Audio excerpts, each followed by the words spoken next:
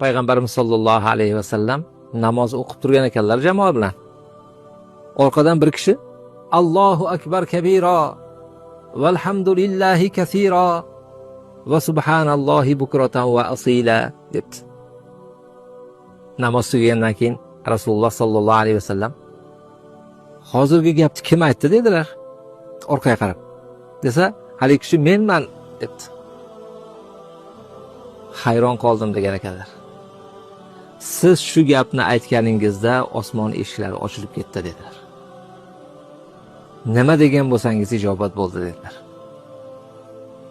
Bu voqeani aytib berayotgan buyuk sahobiyning o'g'li Abdulloh ibn Umar radhiyallohu anhu aytadilar. Payg'ambarimiz alayhisolatu vassalomdan shu gapni eshitganimdan beri mana shu duoni tark qilmayman dedilar.